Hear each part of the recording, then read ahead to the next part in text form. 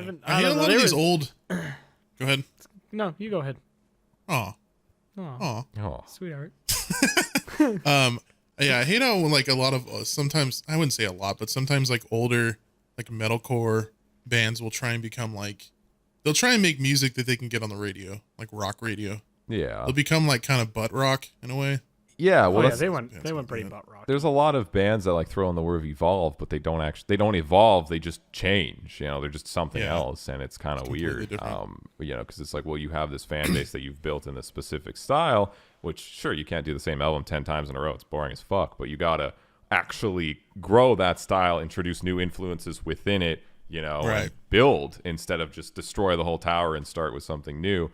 But that's why there's like a million core genres because there's just so many different ways you can, you know. Make music. Especially now with modern metal, like metalcore's not even a genre anymore because there's like deathcore in it. There's fucking thal. There's shoegaze in it. Like everything's in it nowadays. That it doesn't. It's just I just call it all modern metal at this point. Yeah. I feel like metal's kind of becoming like more popular again. Like I feel like it kind of like died for a while, but now it's like, especially with shit like Sleep Token. Yeah, and, Sleep Token, Modern Bring Me the Horizon, still pulling in a shit ton. Oh yeah, like they're really good like entry band where they have a lot of stuff that's like super easy for like, you know, people who like hip hop, R&B and stuff like that, and it like moves into the more, you know, metal stuff. They have, you know, songs like Dear Diary and shit on their last album. Yeah, Sleep Token as well. Sleep Token's so dope. I know you covered the little like 4-song EP thing that they put out, and like you like described it perfectly. Of everyone's trying to figure out like how they popped off. Like I saw r/metalcore in like fucking shambles trying to figure out like what's happening with Sleep Token. Like you brought it up saying people are saying industry plant as if fucking like metalcore execs are like, we need to pay millions to get these guys in here. Like they just make good music. It's like they approach so many genres. Too, huh? Yeah. And I'm sure they've been in like, I don't know who the members are. I mean, there's like, you can go on YouTube and probably like kind of figure. You can find their names, but come on. You can kind of find it. Yeah, exactly. And I've been linked to the drummer fucking 50,000 times on Instagram. Thank you. Yes, I know who the drummer is now. But in the sense of just like, it is shocking. They go from 300,000 monthly to 1.8 million. Like that's in a month. What? That's good for like a metal. Damn. Dude, that's good for anybody. Like, that's crazy. That's insane. Yeah. That's ridiculous for a metal band and just good for in general music. So I was like, I want to look at it. I'm like, well, what's kind of going on here? And it's just, you know, they released this, they had this weird release schedule of like a single Thursday, Friday, and then next week Thursday, Friday, no music videos. They're on tour and just making good stuff, and one of the songs is more of a sexy, seductive pull your pants down song. Was it Summoning you're talking about? The last minute and a half is just it's there was a lot of tweets I saw, like I would see women being like, I need to fuck to this song, and I'm like, I pull out my that's how I found out Sleep Token even existed. Dude, have you went down the Sleep Token TikTok hole yet? Oh god, McNasty, that's gonna be your fucking thing. It's all e-girls with big titties. That's all you do. I mean, that's pretty much what it is on Twitter too. So it's just thirst traps. That's basically it. It's nonstop. That's a good, like, as a band though, I feel like that's like if you can get women into your music, then it's like definitely. Oh, dude, yeah. On Fiverr, I saw you can hire some girls to do like immediately whips out his phone. I didn't even notice that. On Fiverr, you can, like, I saw when I was trying to look for music videos and shit, just being weird on Fiverr. I saw there's like girls that will like do like dance videos for like $30 and like to any song. So like. I'm like, bro, just like go like pay like 20 of them and just get them to post on their fucking TikTok or whatever, and you'll be like good. Like that's fine. I don't care. You know? You don't need an industry plant. You can just have those little thotties do their thing. You do not need those little thotties.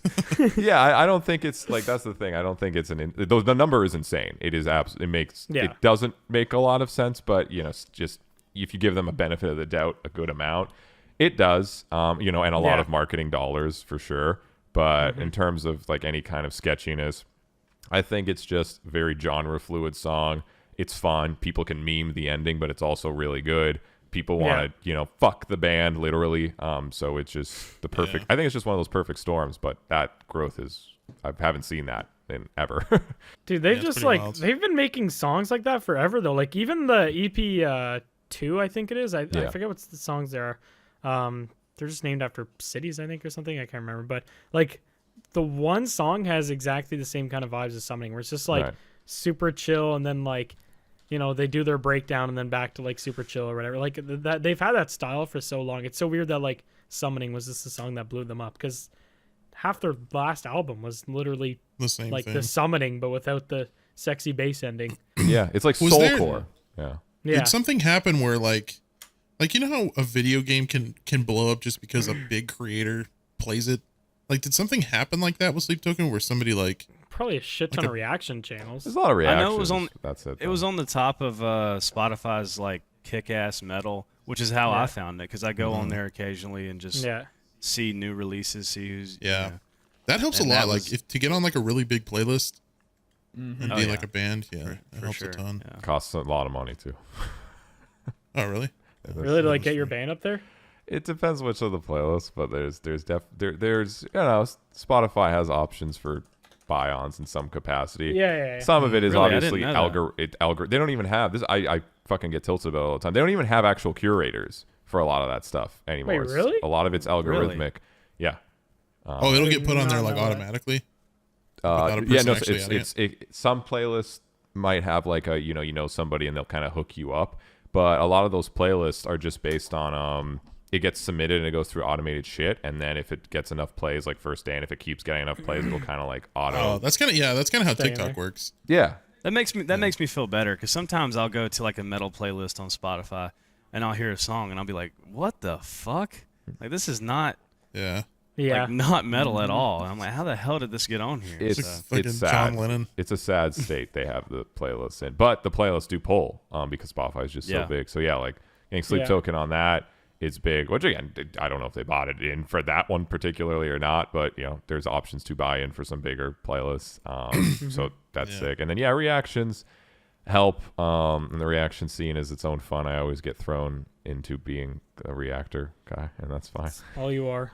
Yeah. Yeah. Ignore I do. the years I of personally other work. watch a lot of reaction stuff. Yeah. It's very, They're very fun, entertaining.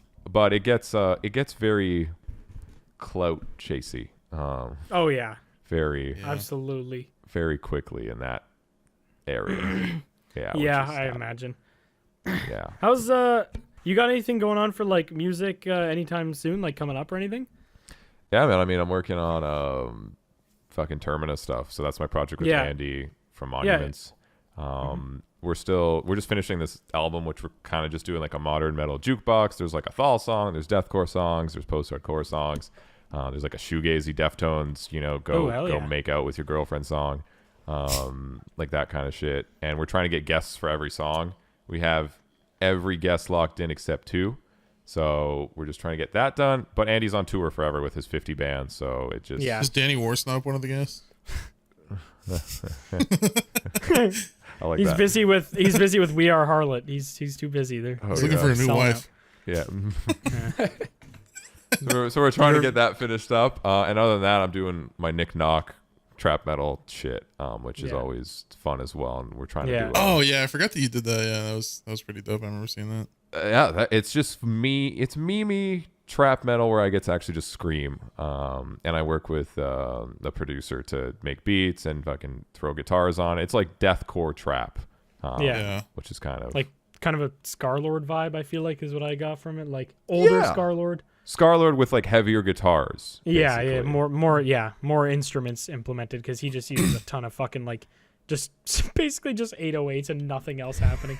Just blown out 808s. 808s go hard though, man. Yeah, They- no, they go hard. They go crazy fucking hard. oh yeah. But like, yeah, no, when that's the only sound, I guess I could see why that would get exhausting. But I yeah, don't know hell if yeah, it's man. still true, but did you guys know that 808? Like, if you used an 808 in the song, it used to be they used to not put it on the radio.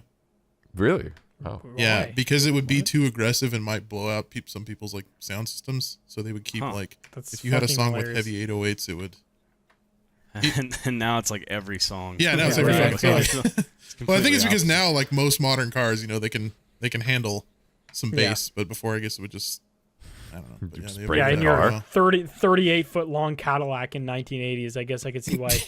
You know, Yeah, with like the Doors fall 1-inch off and- speakers. any Immediately need an oil change. yeah, any sound that's not, or any low register sound would just fucking make it fall apart at the bowl. Because if you think about it, like old 90s, like if you ever go listen to old 90s rap, the bass is like almost non-existent. It's literally like, well, it is there, but it's like a kick. Actually, I was gonna say it's like literally it sounds like a bass drum more than like It's not doom. Yeah, there's no reverberating bass. It's puh, not boom. That's pretty good. I prefer dong over puh. Yeah. If you go on the Wikipedia for 808, that's what it says. Puh, not doom. Fair enough.